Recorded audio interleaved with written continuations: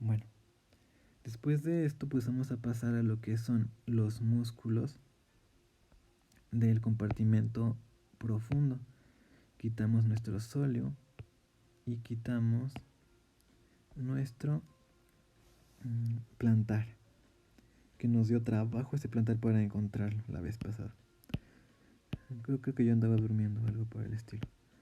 Entonces seguimos con el grupo profundo. Aquí se ven, quedó como una telita. Esta telita pues es la fascia transversa. Vamos a quitar la fascia transversa para visualizar directamente los músculos.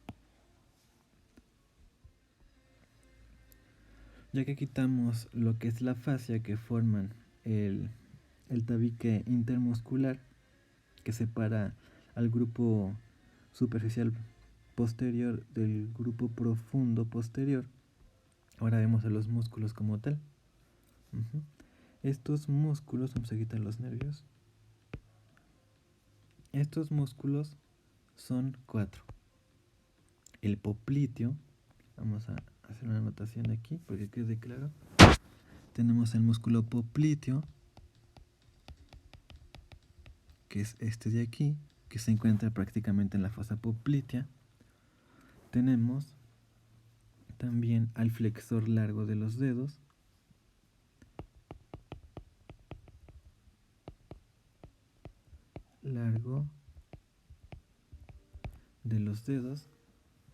tenemos al flexor largo del dedo gordo,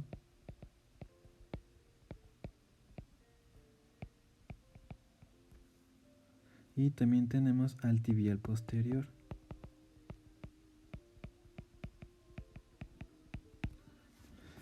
Si nos damos cuenta, estos músculos tienen los nombres contrarios a lo que son los músculos del compartimento anterior.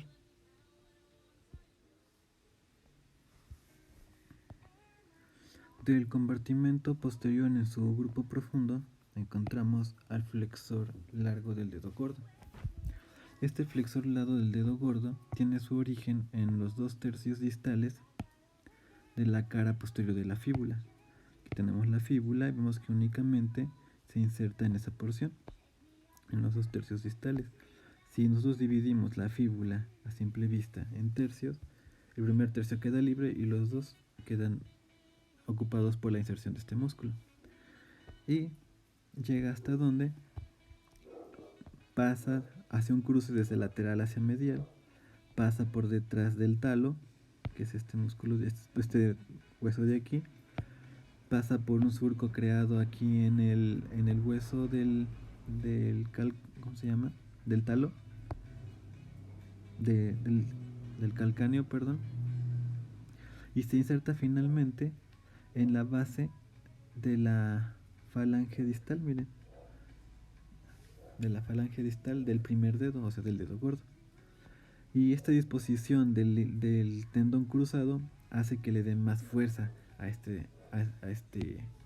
al movimiento que hace este músculo. El flexor lado de los dedos, este se inserta en la cara posterior,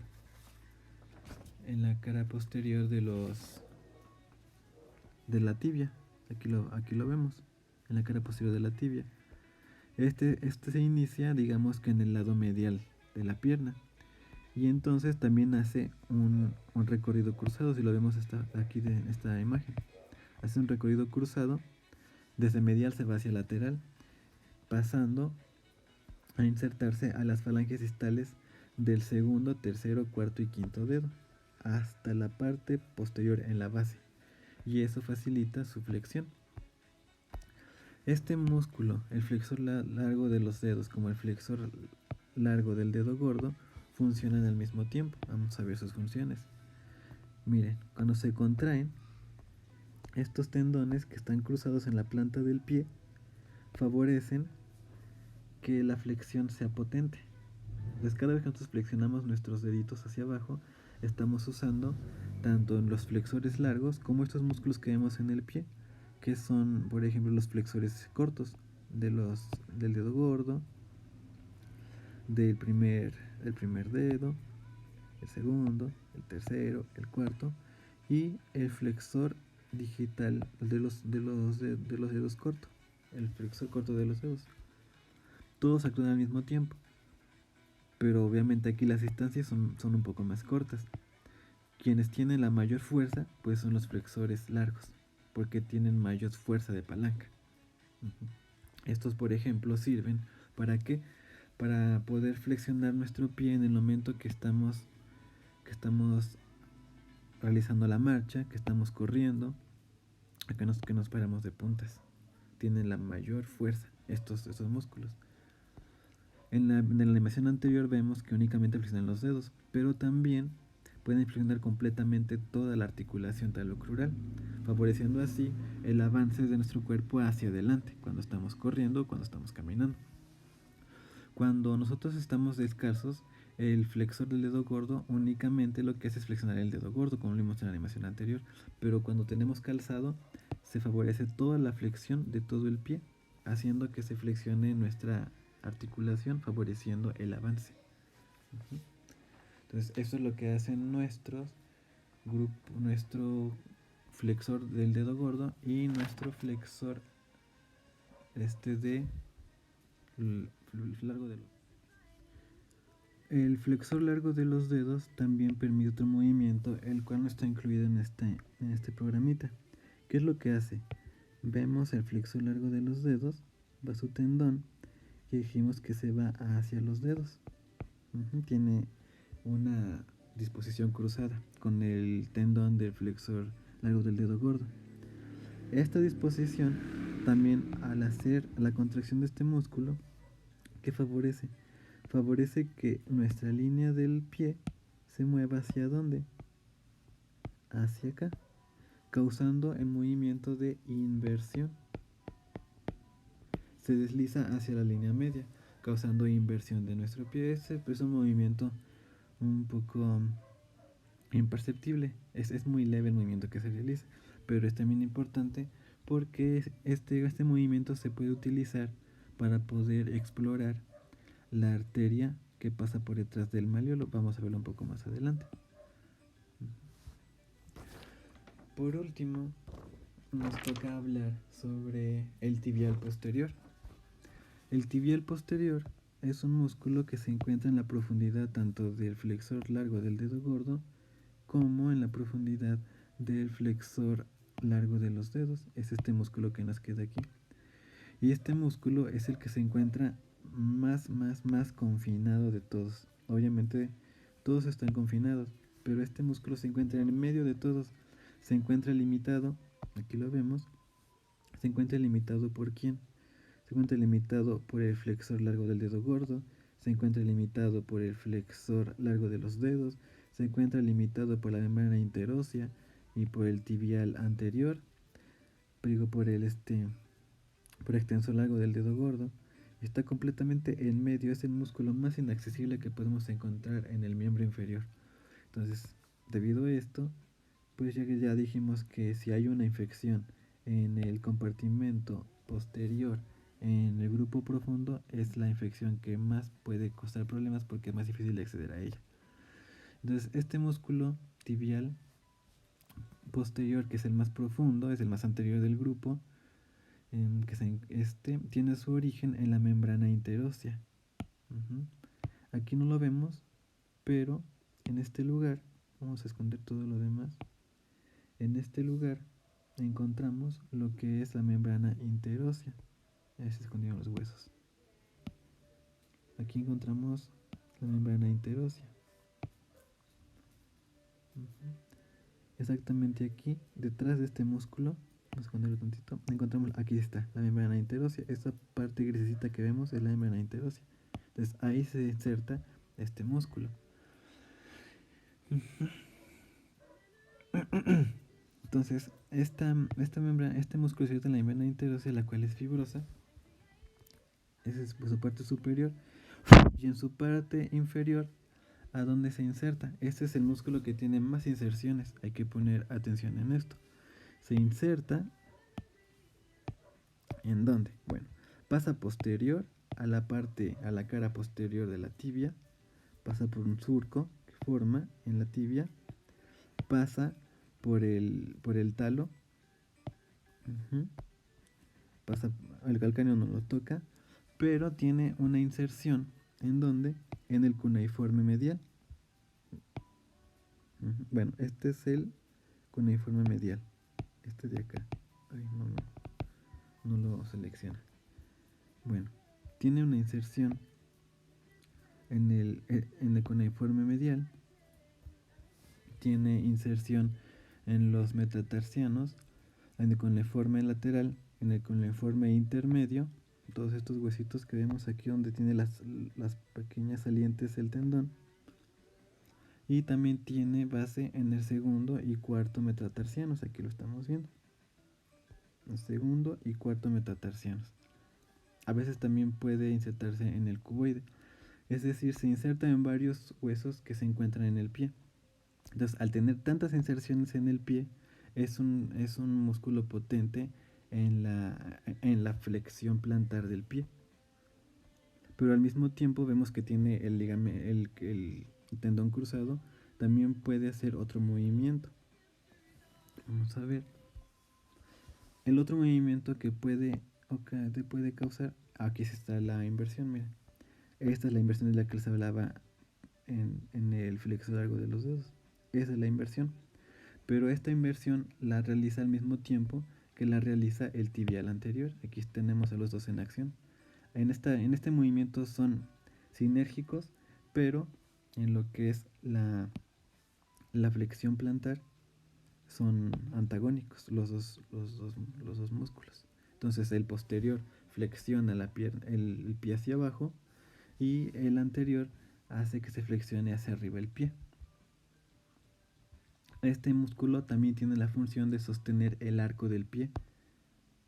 Cuando una persona, por ejemplo, se para en un solo pie, este músculo hace sinergia con el músculo anterior para poder deprimir la cara lateral del pie, que es la que tenemos a este lado, la deprime para que apoye y para que la presión esté bien encajada al suelo, en este lado, en la parte lateral, para que cuando el peso esté cayendo sobre solo un pie, no toque el arco. Entonces el arco se levanta y la parte de la planta lateral del pie es la que se encuentra en contacto directo con el suelo, y así se mantiene el equilibrio. ¿Okay? Y por último, pues vamos a hablar sobre general ya, ahora sí, de la arteria y de los nervios que tienen la función de irrigar e inervar al compartimento posterior. Entonces, por último, vamos a hablar sobre la irrigación y la inervación del compartimento posterior. Como ya les he mencionado a lo largo del video, el compartimento posterior se inerva y se irriga por las mismas estructuras. Por ejemplo, la parte posterior, en lo que es la irrigación sanguínea, está a cargo de la misma arteria, la cual se conoce como la arteria tibial posterior, pero vamos a ver de dónde viene esto. En la fosa poplitea sabemos que entra la arteria femoral. Y sabemos que la arteria femoral es rama de ¿quién? De la ilíaca externa. Entonces la ilíaca externa se origina a partir de la ilíaca común. Y la ilíaca común es originada de la parte terminal de la aorta. ¿Ok? Entonces, esta arteria da origen ¿a qué? A la arteria poplitea. Que es esta que tenemos aquí. Arteria femoral da origen a la arteria poplitea. Esta arteria poplitea entra en la fosa poplitea. Vamos a eliminar tantito los gastrocnemios. Está en la fosa poplitea. Y cuando sale de la fosa poplitea se convierte en ¿quién? En la arteria tibial, porque tiene una relación muy cercana, muy cercana con lo que es la tibia. Ahora, vamos a eliminar tantito el sóleo. Vamos a quitar las fascias. y seguimos a lo que es nuestra arteria tibial. Esta es la arteria tibial. Bueno, esta es la arteria tibial posterior. Esta es la arteria poplitea. Y la arteria poplitea da origen a dos arterias. Una arteria tibial anterior, la cual se va al compartimento anterior, y la arteria tibial posterior. Esta arteria tibial posterior tiene varias ramas. Su porción inferior termina, quitamos el tendón de Aquiles, su porción inferior, veamos hasta dónde termina, termina hasta el pie, inferior al malleolo medial, y tenemos varias ramas. Una rama malleolal medial, la cual forma la red malleolal medial. Otras ramas terminales que forman la arteria plantar medial, la cual le da irrigación a los músculos de la planta del pie, bueno, todo el pie, y la arteria lateral plantar. Todas estas son terminales de quién? De la tibial posterior. Otra rama que tiene es la arteria fibular. La arteria fibular es una pequeña rama que nace también de la arteria poplitea posterior, que es la estela fibular, y que se va continuando en relación íntima con la fíbula. Y como se tiene relación íntima con la fíbula, pues se le conoce como arteria fibular. Esta arteria pues le da irrigación al flexo largo del dedo gordo, principalmente, y desciende por la cara medial pues de la fíbula. Aquí tenemos la fíbula y aquí tenemos la arteria fibular. Aquí tenemos la arteria fibular. Ok. Esta arteria fibular, si la seguimos hasta su terminación, aquí está la arteria fibular, vamos a ver sus ramas. La seguimos hasta la parte inferior a la arteria fibular y vemos que tiene varias ramitas. Tiene ramas perforantes, que son estas que vemos aquí, las ramas perforantes, las cuales atraviesan la membrana interósea para dar irrigación al compartimento lateral. Y también tenemos las ramas terminales, que tiene una malleolal lateral, que la que vemos aquí, y la cual forma la red malleolal lateral para la irrigación del pie en su parte lateral.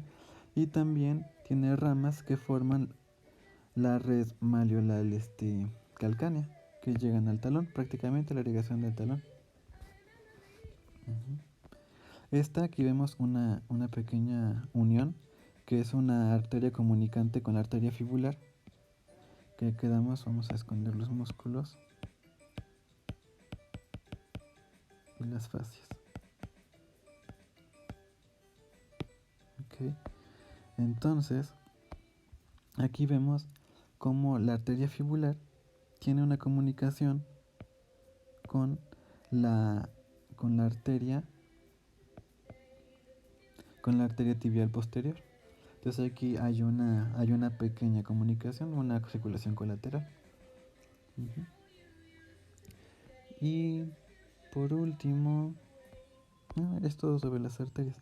Bueno, las arterias se acompañan por sus venas satélites. En este caso son las venas posteriores tibiales, las cuales van siguiendo a la arteria tibial y se distribuyen de manera muy similar cuando llegan al pie.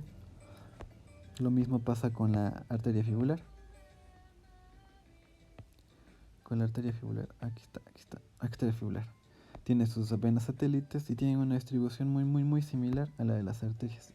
No hay tanto que hablar sobre ellas, solamente hay que recordar que tienen válvulas, las cuales favorecen el flujo hacia arriba y no hacia abajo, las cuales las venas son apoyadas para su ascenso de la ¿cómo se llama? De la sangre hacia la parte superior del cuerpo por medio de la contracción muscular. La inervación del compartimento posterior está a cargo del nervio tibial, el cual es una rama terminal del nervio isquiático. Aquí vemos, por ejemplo, nuestro nervio tibial, pero hay que recordar que vienen de ese nervio isquiático, o nervio ciático, el cual sabemos que sale por el foramen de la pelvis, pasa posterior por el glúteo, se divide en dos, en el común fibular y en el tibial. Entonces, el nervio tibial discurre por la cara posterior del fémur, pasa entre los dos cóndilos del fémur, junto con la vena poplitea y la arteria poplitea, discurre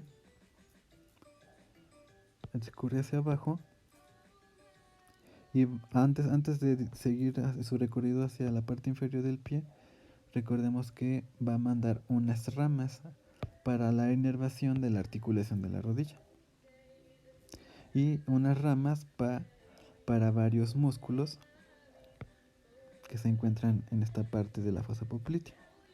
¿Ok? Este nervio sigue descendiendo, desciende por la tibia, por eso, en la parte más cercana a la tibia, por eso le conoce como nervio tibial. Discurre y discurre. Vemos aquí, discurre hasta la parte inferior del pie. Y en la parte inferior del pie, pues se divide en varias ramas. Estas ramas, aquí no sale completo, vamos a poner un poco más completo. Estas ramas, las cuales tiene una rama, aquí está, una rama medial calcánea y una rama lateral plantar y una rama medial plantar, son ramas nerviosas que se van directamente a la cara medial del pie, y ahí le da irrigación tanto al tobillo como al flexor largo de los dedos. También le da inervación a los músculos de la planta del pie. Y llega también a la piel, pero a la piel del pie. Pero hay que ver un recorrido interesante que tiene este nervio, el nervio tibial. No lo encuentro, aquí está, nervio tibial. Antes de que llegue hasta acá abajo, por acá tiene una pequeña comunicación con el otro nervio, que es paralelo a este mismo. Vamos a buscar la comunicación, es más arriba, exacto. Ese es el nervio tibial. Ya dijimos que tenía sus ramas musculares, sus ramas articulares, pero acá tiene una rama diferente. Esta rama que vemos aquí, esta rama que se conoce como nervio cutáneo medial sural, discurre hacia abajo también, y este nervio cutáneo medial sural tiene una comunicación con otro nervio. Aquí la vemos, que está en púrpura, tiene una comunicación con el nervio, lo que es el lateral sural. Esta es la comunicación, la que está en púrpura. Se comunica entonces el nervio cutáneo medial sural con el nervio sural común, y para formar el nervio sural. Este nervio sural discurre por el compartimento posterior para dar inervación a la porción lateral y posterior del tercio inferior de la pierna, o sea, nada más al tercio de la pierna, y también le da inervación a la cara lateral del pie, que ya veamos, aquí tenemos los dedos chiquitos, son los que están más laterales, y entonces manda ramitas que le dan inervación a esas secciones. Aquí le manda una rama lateral al talón, al calcáneo, y una rama lateral para la parte dorsal del pie. Entonces ahí va varias ramitas. Esta es la comunicación interesante que tiene este nervio. Y por ejemplo, si hubiera una lesión, ya habíamos comentado un poco más en el inicio del video, si hubiera una lesión en este nervio, el nervio tibial, ¿qué podría pasar? Pues todo lo que se ha inervado por él todo lo que es el compartimento posterior y partes del compartimento lateral podrían tener un parálisis en esos músculos. ¿Y esos músculos para qué sirven? Pues para la afección plantar. Entonces la persona con una sección o una lesión parcial en el nervio, pues se va a ver incapacitado para realizar estas funciones. Estas funciones de la flexión plantar o también de la flexión de los dedos. Así podremos explorar si este nervio está intacto o está lesionado, ya sea que en algún grado parcial o en un grado total como una sección. Y también lo que podríamos ver es que aparte de la ausencia de la flexión, también podríamos ver que no hay sensibilidad en la planta del pie.